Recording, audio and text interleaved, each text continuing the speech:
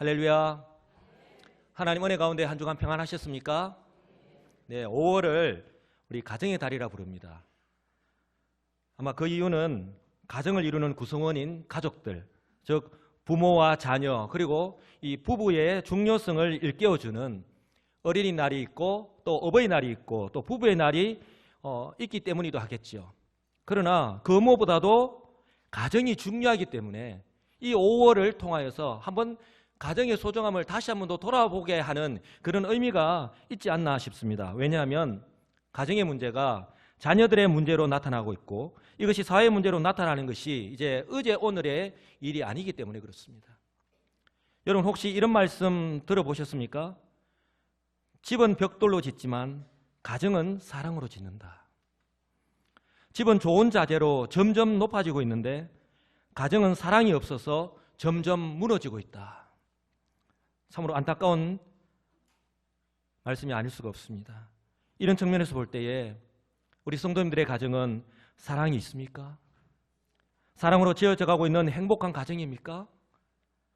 주님께서 인정하시는 건강한 가정인지 오늘 우리에게 주시는 이 말씀을 통해서 한번 돌아볼 수 있기를 간절히 소망합니다. 여러분, 가정은요, 하나님의 형상으로 지음을 받은 우리 인간에게 주신 하나님의 최고의 선물입니다. 하나님은 인간을 하나님의 형상으로 만드시고 난 뒤에 이렇게 축복하셨습니다. 창세기 1장 28절. 하나님이 그들에게 복을 주시며 하나님이 그들에게 이르시되 생육하고 번성하여 땅에 충만하라. 땅을 정복하라. 바다의 물고기와 하늘의 새와 땅에 움직이는 모든 생물을 다스리라 하시니라. 이처럼 하나님께서 만드신 천지 만물을 다스리는 권한과 책임을 부여하는 이런 사명, 문화적인 사명, 컬처럴 맨데이트, 이런 문화적인 사명을 인간에게 부여하셨습니다. 그리고 인간에게 이 문화적 사명을 명령하시고 난 뒤에 천지 창조 사역을 마무리하시고 안식하셨습니다. 창세기 2장 1절을 보시면 천지와 만물이 다 이루어지니라. 하나님이 그가 하시던 일을 일곱째 날에 마치시니 그가 하시던 모든 일을 마치고 일곱째 날에 안식하셨다라고 말씀을 합니다. 여러분, 하나님께서요 창조하신 그 사람 하아담이라고 합니다. 히브리어는 바로 하나님께서 창조하신 그 사람 아담을 가리키는데 아담에게 이렇게 말씀을 합니다. 창세기 2장 15절.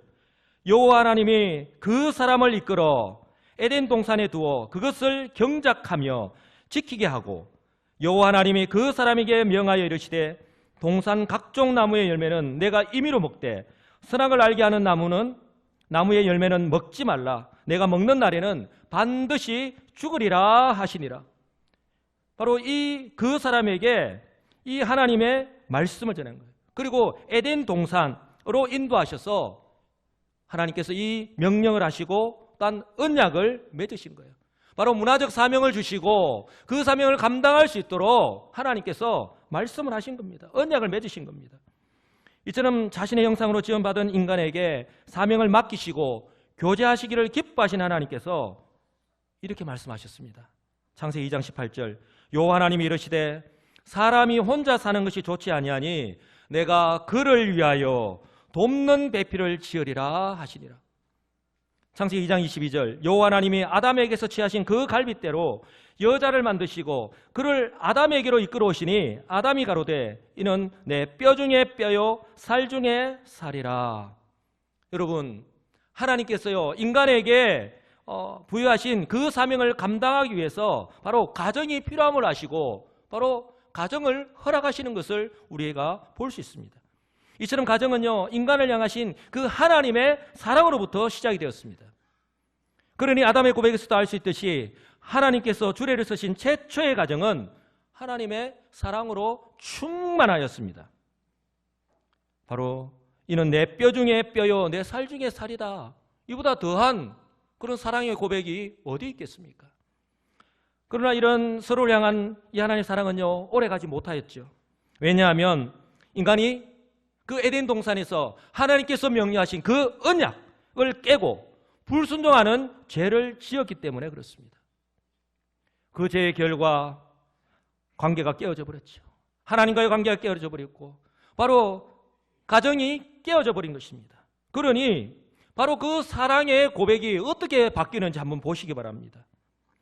아담이 가로되 이는 내 뼈 중에 뼈요 살 중에 살이라 라고 했던 그 고백이요, 아담이 이르되 하나님이 주셨어 나와 함께 있게 하신 여자 그가 그 나무 열매를 내게 주므로 내가 먹었나이다. 사랑의 관계가 바로 미움의 관계로, 원망의 관계로, 정가하는 그런 관계로 변해버렸습니다. 이처럼 죄가 하나님과 인간 사이를 갈라놓았고 부부 사이를 갈라놓았습니다.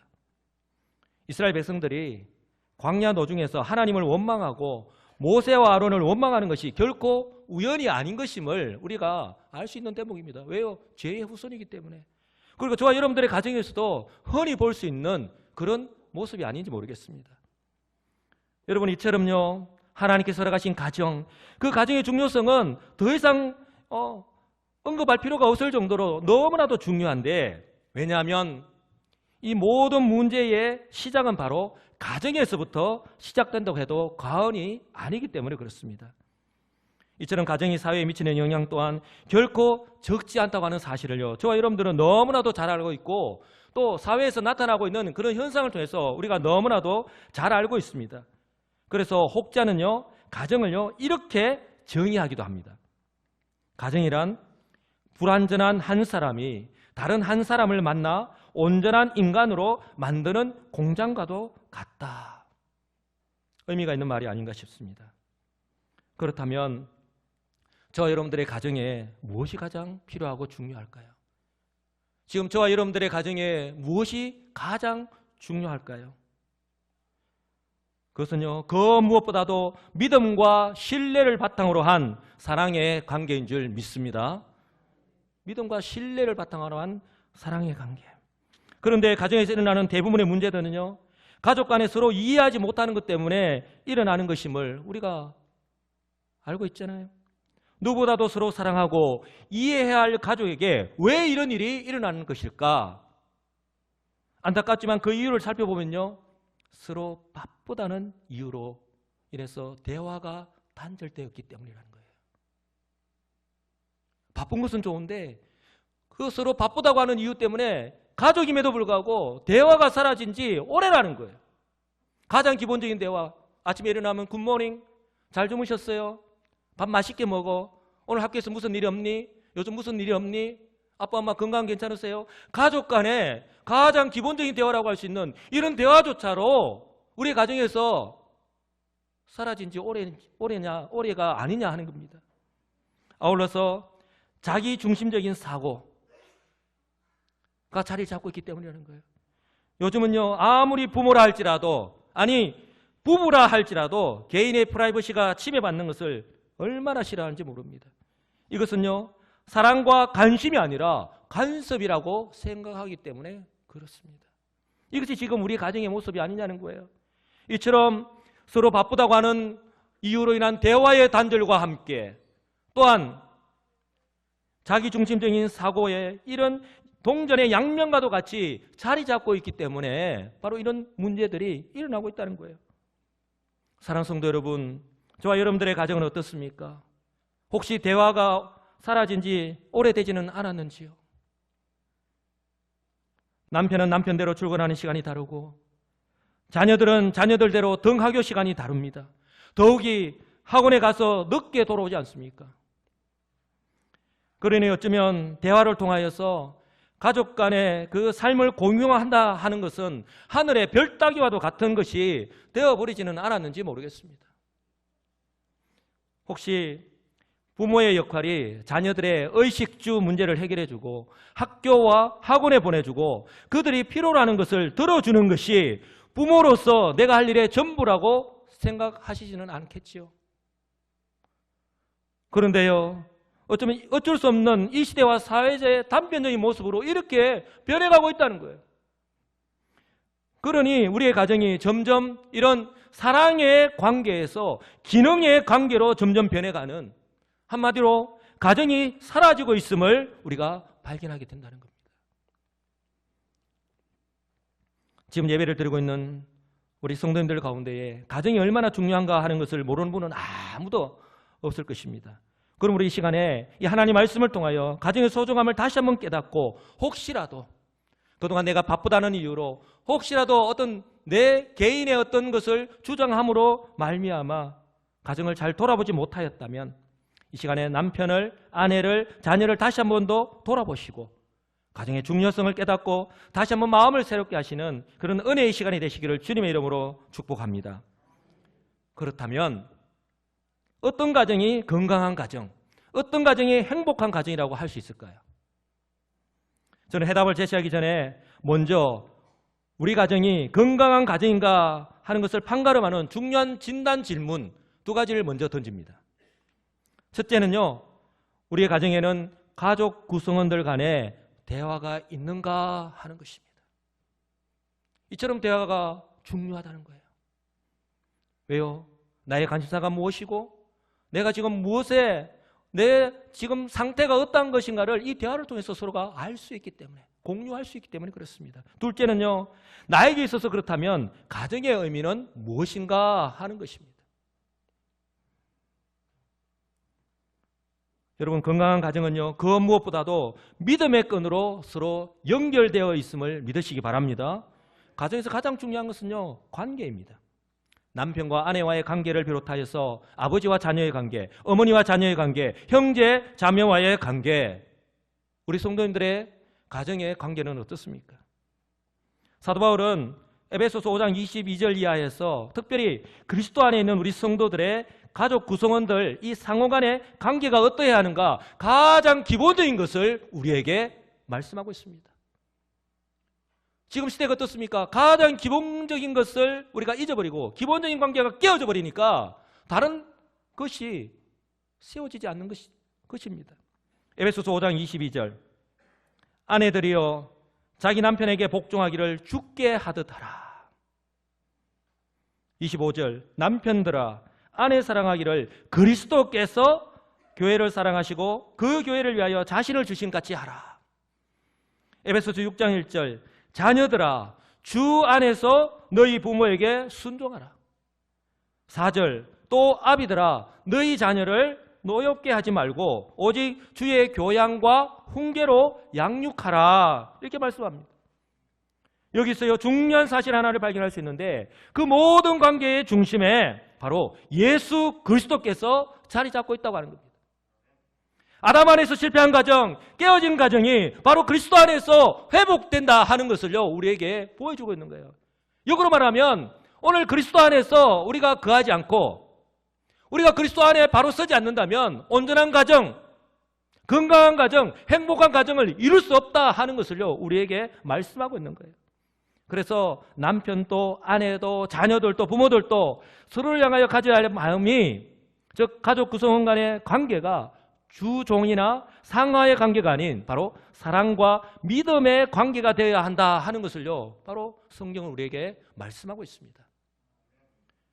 그래서 아내들을 향하여서 죽게 하듯 하라 말씀을 하고 있고요, 또한 남편들을 향하여서 그리스도께서 교회를 사랑하시고 위하여 자신을 주신 같이 하라라고 말씀하고 있고요, 그리고 자녀들을 향하여서도 주 안에서 순종하라고 말씀하고 있는 것이고, 또한 부모를 향하여서도 주의 교양과 훈계로 양육하라라고 말씀하고 있는 것입니다.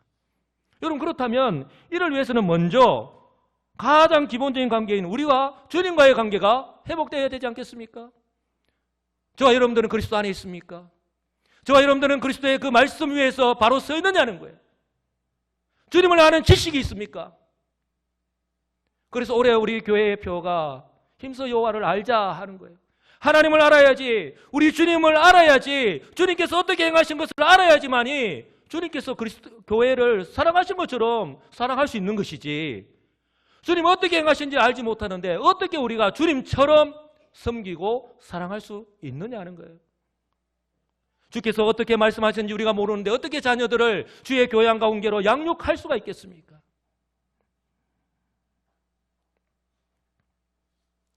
주님 안에 거하시는 우리 성도님 되시기를 간절히 소망합니다.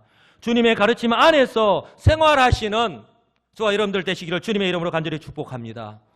특별히 오늘은 우리 5월 가정의 달 가운데 첫째 주일로 우리가 어린이 주일로 섬깁니다. 저를 포함해서 부모 되시는 우리 성도 여러분, 우리 자녀들에게 얼마만큼 관심이 많으십니까?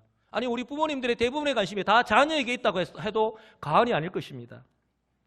미국 CCC 간사이자 국제적으로 유명한 강연가인 이 조시 맥도웰 목사님이 좋은 아버지라고 하는 책에서 4가지 모습의 아버지를 소개하고 있습니다. 첫째는 권위주의적인 아버지입니다. 내가 시키는 대로 해. 니까짓 게 뭐하라.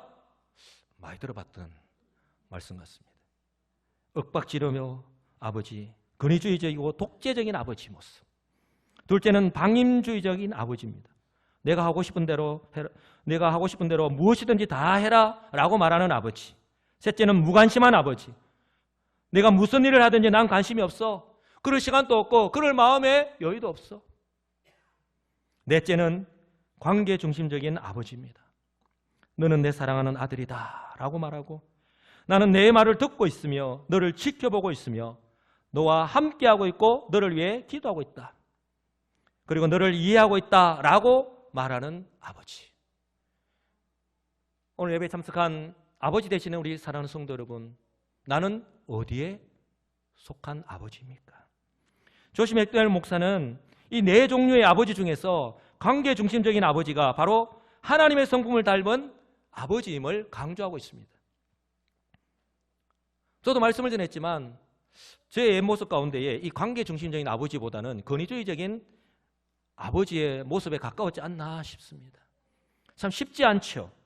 그러나 자녀를 진심으로 사랑하는 아버지라면 이렇게 변화되어야 되지 않겠습니까?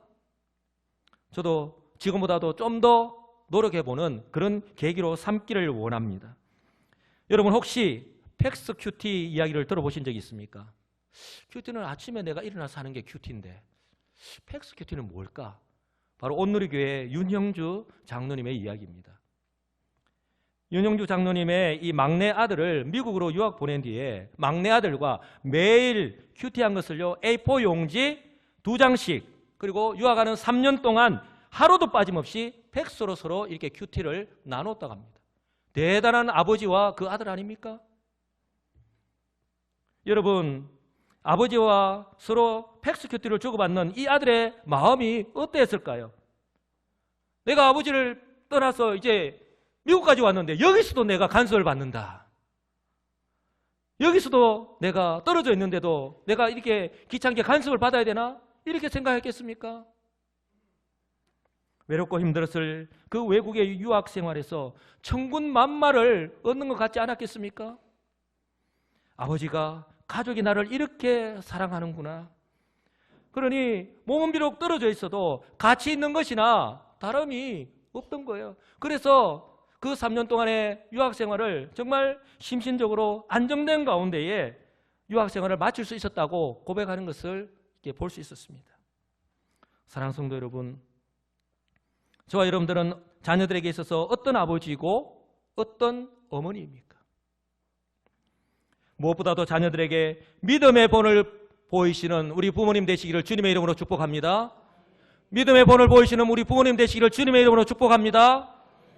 사랑하는 자녀들의 마음에 하나님의 사랑을 심어주는 믿음의 부모님들이 되시기 바랍니다. 그러니 부모 되기는 쉬워도 부모답기는 어렵다는 말이 이래서 있는 것입니다. 자녀는요 부모의 모습을 그대로 닮는다고 하는 사실을 기억하시고 정말 자녀들이 닮고 싶어하는 부모님이 되시기를 주님의 이름으로 간절히 축복합니다. 여러분 그런가 하면요 건강한 가정은요 역할 분담이 잘 되어 있습니다. 부모의 역할은 자녀들을요 사랑으로 양육하는 것입니다. 심리학자들의 말에 의하면 자녀들이 이 사랑의 결핍 속에서 자라나면 신경쇠약과 죄책감 그리고 열등의식 속에 살아가고 대화하는 것을 싫어한다고 합니다. 그러니까 자기만의 세계를 구축하는 것이죠. 대화가 없다 보니까. 그러니 언제나 대립적인 자세를 취하는 사람들의 대부분이 이처럼 어려서부터 부모의 사랑을 제대로 받지 못한 사람들이라고 그런 통계가 나와 있다고 합니다. 여러분 자신이 사랑을 받아본 경험이 있는 사람이 다른 사람을 사랑할 수 있지 않습니까? 하나님의 사랑을 알지도 못하고 그 하나님의 사랑을 깨닫지도 못하고 부모님의 사랑을 받아보지도 못한 사람이 어떻게 성경은 내 이웃을 내 몸과 같이 사랑하라 이렇게 말씀하는데 그렇게 사랑할 수가 있겠습니까?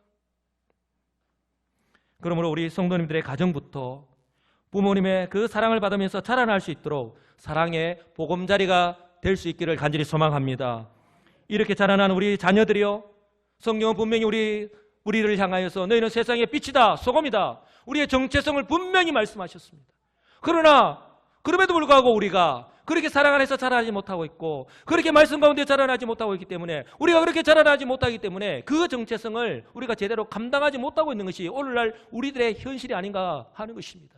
그러니 우리의 가정에서부터 이렇게 사랑을 받으면서 올바른 교육을 받으면서 자라난 우리의 사랑하는 자녀들이 장성할 때에 세상의 빛과 소금의 역할을 충분히 감당할 수 있을 줄 믿으시기를 주님의 이름으로 축복합니다.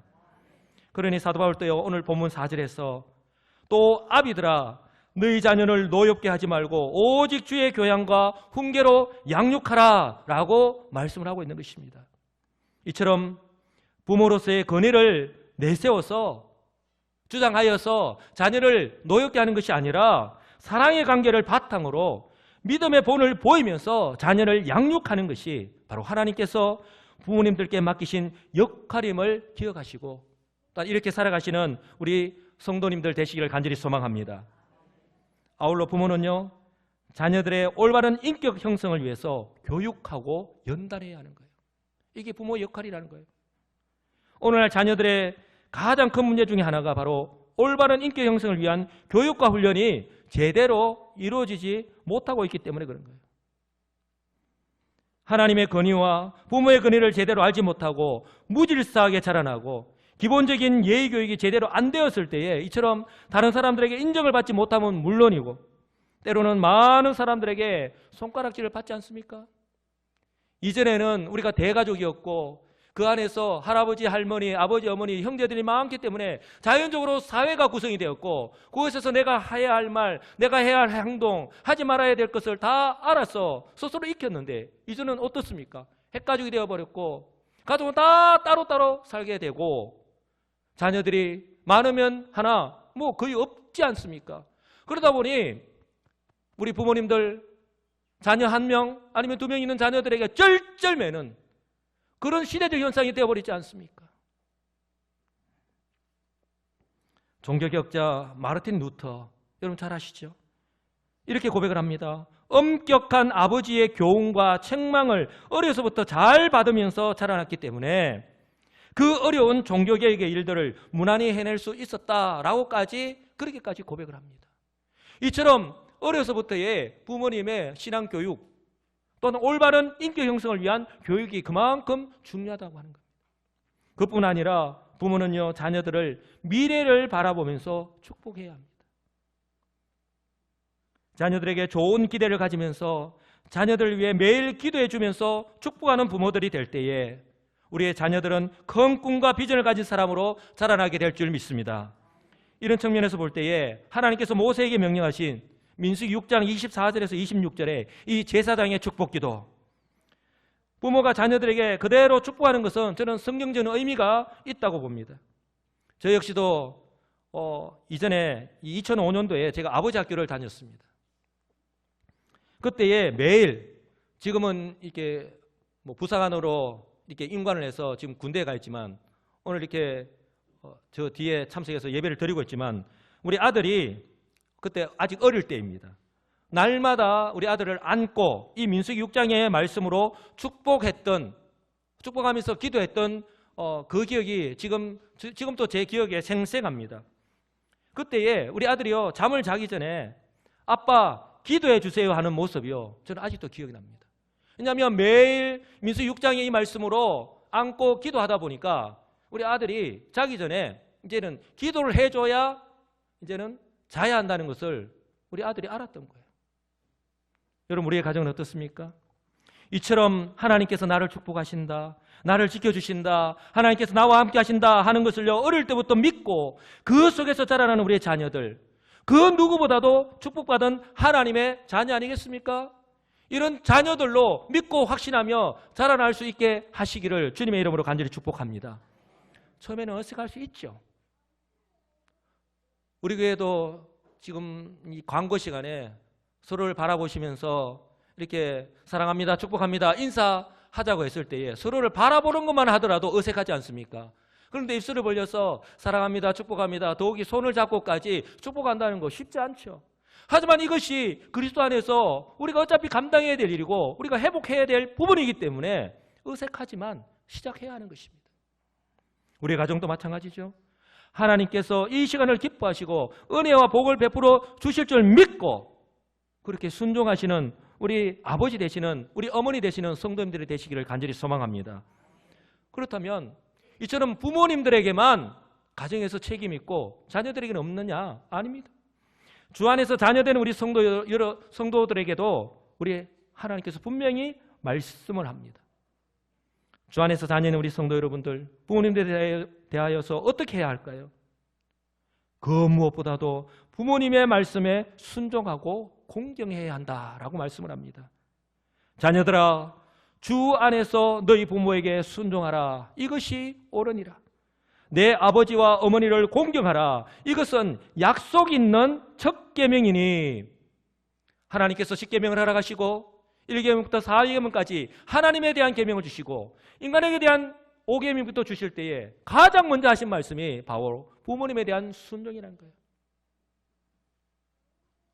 때로는 부모님이 하시는 한마디 말씀 때문에 나의 마음과 감정이 상할 때가 있죠. 어떤 때는 부모님이 그 권위를 주장하시면서 자녀들이 볼 때에 우리 자녀들이 생각할 때에 비합리적으로 행동하실 때가 많이 있죠. 나이가 드시면 드실수록. 이처럼 부모님의 말씀과 행동이 나의 생각과 다르고 때로는 도무지 이해가 가지 않을 때도 있지만 그러나 그럼에도 불구하고 자녀들은요 그 부모님의 말씀에 귀 기울여 듣고 공감하며 순종의 자리까지 나아가야 하는 것입니다. 왜냐고요? 이것이 바로 주 안에서 자녀된 본분이기 때문에 그렇습니다.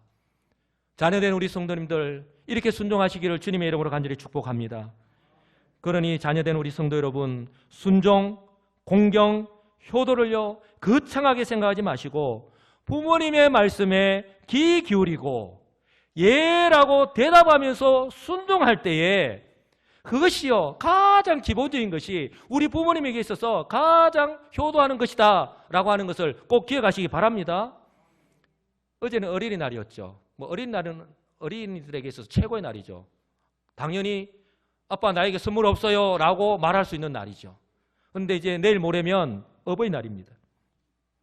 오늘 또 이 어버이날 때문에 일부 때도 많은 분들이 우리 어르신 되시는 우리 성도님들을 이렇게 다녀가는 것을 이렇게 보았습니다. 또 2부 예배 때도 참석하신 보니까 참 감사합니다. 혹시 부모님들과 떨어져서 생활하시는 우리 자녀들 계십니까?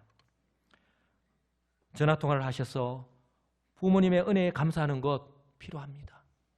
그러나 가능하다면 전화 한 통화로 내 할 도리 다 했다 생각하지 마시고 아직 건강하실 때에 아직 기억력이 좋으실 때에 한 번이라도 더 찾아뵙고 손을 잡아드리고 식사를 같이 한다면 부모님에게 있어서 이보다 더 큰 효도가 없을 줄 압니다. 저도 이렇게 설교를 하면서 말씀을 드리고 있지만 저 역시도 80대시는 우리 어머님이 계신데 목사라는 이유로 항상 멀리 있다는 이유로 잘 찾아뵙지 못하고 그냥 전화로 인사하는 것 오늘 말씀을 이렇게 전하면서 너무나도 마음의 죄책감으로 와닿습니다. 이런 측면에서 담임 목사로서 이게 본을 보이지 못해서 죄송합니다. 그리고 건강한 가정은요 이 온 가정의 행복을 위해서요 온 가족이 함께 걸어가야 한다는 것입니다. 아버지의 책임만이 아니요 어머니의 책임만이 아니요 자녀의 책임만이 아니라 온 가족이 함께 걸어가야 한다는 것입니다. 좋은 생각이라고 하는 월간지에 행복한 가정, 건강한 가정에 대해서 마음에 와닿는 글이 있어서 이 시간에 소개하려고 합니다. 저녁이면 생존 경쟁의 전쟁터에서 상처나고 스트레스 받은 지친 모습으로 가정에 돌아옵니다. 가정은 에너지 재생산의 공간입니다. 그러니 가정은 세상에서 가장 편안한 곳이어야 합니다. 가정은 종합병원이어야 합니다. 바깥에서 받은 상처를 가족 구성원 모두가 의사가 되어 서로를 치유하는 곳입니다. 가족이라는 이유로 무심코 던지는 말들로 큰 상처를 만들곤 합니다. 가정은 상처를 주는 것이 되어서는 안 됩니다. 치유가 있어야 합니다. 나는 오늘 훌륭한 의사의 역할을 했는지 되돌아봅시다. 현재의 사회의 단편적인 모습을 보여주는 것이기도 하고요. 우리의 가정이 일단 어떻게 변화되어야 하는가 하는 것을요 보여주기도 하는 내용이 아닌가 싶습니다. 사랑하는 성도 여러분, 그렇다면 저와 여러분들의 가정의 목표는 무엇입니까? 가족 구성원으로서의 나 한 사람으로 인해서 우리 가정이 행복한 가정, 건강한 가정이 되기를 주님의 이름으로 간절히 축복합니다. 그러니 우리의 가정의 목표는요, 나 한 사람의 행복이 아닌 우리 가족 모두의 행복이 되어야 할 줄 믿습니다. 한 가족의 이야기입니다. 한 가족이 있었습니다. 그 집은 가족 간에 불화가 그치지 않았습니다. 부부끼리도 자주 싸우고 부모와 자식 간에 자식들끼리도 서로 불화가 심했습니다. 그래서 그 집 식구들은 서로가 자신이 불행하다고 믿고 있었습니다. 그런데 바로 옆집에선 이 집안에서 웃음소리가 그치지 않고 모두들 환한 웃음을 지으며 살고 있었습니다. 스스로가 불행하다고 생각하는 집사람들은 그 집에 가서 어떻게 저렇게 살 수 있는지를 알아보기로 하고 그 집을 방문했습니다. 그 실에서 얘기를 나누는 중에 그 집 아들이 부엌에서 비싸 보이는 도자기를 잘못 건드려 깨지고 말았습니다. 방문한 가족들은 서로를 생각했습니다. 아버지는 저 비싼 걸 이제 한바탕 하겠구나. 어머니는 저걸 치우려면 이제 저 애는 혼나겠구나. 하지만 그 아들의 어머니는 이렇게 말했습니다. 내가 도자기를 넘어지기 쉬운 자리에 올려놓았었구나. 미안하다, 놀랐겠구나. 그러자 아버지는 아니요, 내가 그 자리가 좀 위험하다 생각하고 치우려고 했었는데 미처 치우지 못해 내가 미안하오. 그러자 아들은 아닙니다, 제가 조심성이 없어 그랬습니다. 그러자 방문한 가족의 아버지가 이렇게 말했습니다. 그래도 저 비싼 걸 깼는데 화가 안 나십니까? 그러자 화를 왜 냅니까? 화를 낸다고 깨진 도자기가 원상태로 돌아오는 것도 아닌데 화를 내는 순간 저희는 도자기보다 훨씬 값진 걸 깨뜨리는 것입니다. 그건 우리 가족의 행복입니다. 여러 가지를 생각하게 해주는 그런 내용의 말씀이 아닌가 싶습니다. 이 세상에 그 어떤 것도 행복과 바꿀 수 없다 하는 것을요 우리에게 말씀하고 있는 것입니다. 이처럼 마음먹기에 따라서 행복도 불행이 될 수 있고 불행이 행복이 될 수 있다고 하는 사실을 꼭 기억하시기를 간절히 소망합니다. 이제 말씀을 정리합니다. 사랑하는 성도 여러분, 우리 가정은 건강합니까? 우리 가정은 행복합니다라고 하는 이 질문에 여러분들은 이제 어떻게 대답하시겠습니까? 건강한 가정, 행복한 가정은 가족 구성원 모두가, 즉 부모와 자녀들이 믿음의 끈으로 연결되어서 행복의 목표를 향해서 함께 걸어갈 때에 이루어진다고 하는 사실을 꼭 기억하시기 바랍니다. 이처럼 주님 안에서, 주님의 말씀 안에서, 주님의 그 은혜 안에서 행복하고 건강한 가정을 이루며 이번 한 주간도 살아가시는 복된 우리 시민교회 성도님들이 다 되시기를 우리 주 예수 그리스도의 이름으로 간절히 축복합니다. 아멘.